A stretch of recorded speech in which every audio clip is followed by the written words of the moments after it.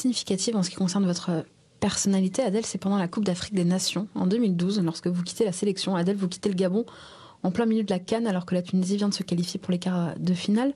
Ouais. À l'époque, on lit et on entend beaucoup de choses. On parle notamment d'un clash avec le sélectionneur Sami Trabelsi. Ouais. Qu'est-ce qui s'est vraiment passé, Adel? C'est la fameuse Coupe d'Afrique où j'ai côtoyé coach Roland. Qu'est-ce qui s'est passé? Bon, déjà, cette CAN, je voulais pas trop y aller. Pourquoi? Parce que en préparation, j'avais vu certaines choses qui m'avaient déplu et voilà, moi j'ai fait toute ma carrière en Europe. Voilà, tu as une certaine hygiène de vie. Voilà, tu sais, tu te bats depuis que tu es petit. Tu n'as qu'un seul but, c'est être footballeur professionnel et de faire en sorte de durer. Voilà, donc il y a certaines normes en France. Voilà, tu es dans ton hygiène, sur le terrain et en dehors. C'est surtout en dehors du terrain. Voilà, une carrière d'un footballeur se fait en dehors du terrain, dans sa façon de gérer son quotidien. Et donc, voilà, il s'est passé des choses. On était en stage à Dubaï.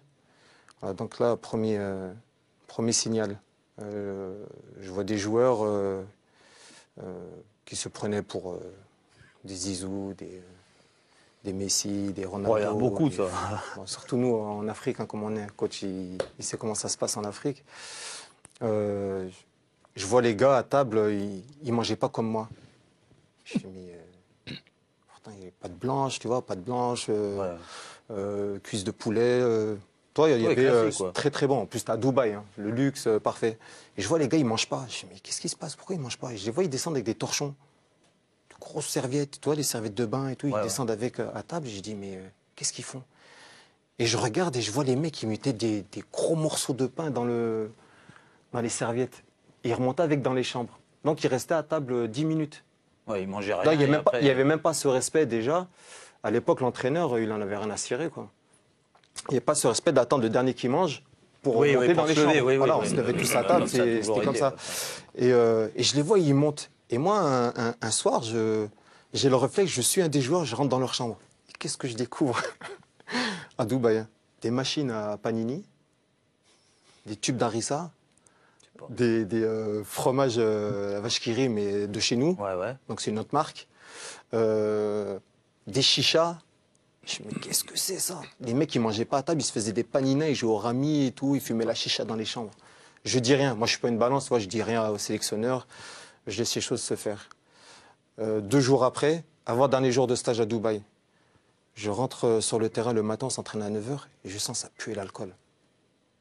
Je fais, mais qu'est-ce que c'est? Puis les séances, elles étaient nulles. Toi, on était nuls à l'entraînement. Tu joues une Coupe d'Afrique 15 jours après, quoi. Toi, j'ai fait 5 Coupes d'Afrique dans ma carrière. On avait un coach, Roger. C'est Roger, tout le monde connaît Roger, comment il est. D'ailleurs, si on l'a gagné, c'est un peu grâce à lui aussi. Hein. Et je vois le coach, il dit rien, ça sentait l'alcool. Il y avait des joueurs, ils étaient sortis la veille, ils se sont battus en discothèque. Les flics sont venus pour récupérer ces joueurs à l'hôtel. Ils les ont pas trouvés parce qu'on était sur le terrain. Et les gars, ils sont en train de vomir leur trip sur le terrain. Ils étaient sous. Donc moi, qu'est-ce que je fais? Je décide là d'aller voir même pas, je parlais pas avec le sélectionneur parce que c'est dire ouais, le mec il vient balancer ses collègues, ça se fait pas. Moi, je n'étais pas une balance. Donc, je vais voir des membres du staff. Je leur dis, voilà, donc je me sens pas bien au niveau du groupe. Si vous avez des choix à faire pour la Coupe d'Afrique, je préfère que vous m'enlevez. Il faut m'enlever du groupe parce que voilà, je vais rester. Prenez un jeune. Il y a des jeunes qui sont talentueux. Voilà, faites-leur découvrir une Coupe d'Afrique. Même s'ils ne jouent pas, au moins intégrer le groupe. On me dit, non, on a besoin de toi en tant que cadre et tout. Je dis, ok, pas de souci.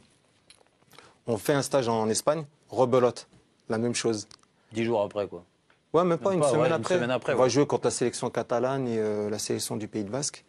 Donc c'est devenu un rituel maintenant. En Tunisie, on fait toujours ça avant une CAN. Ils l'ont fait même cette année. La même chose. Ça sort en boîte, ça fume la chicha, ça truc là. Je dis rien au coach. Je dis rien à personne.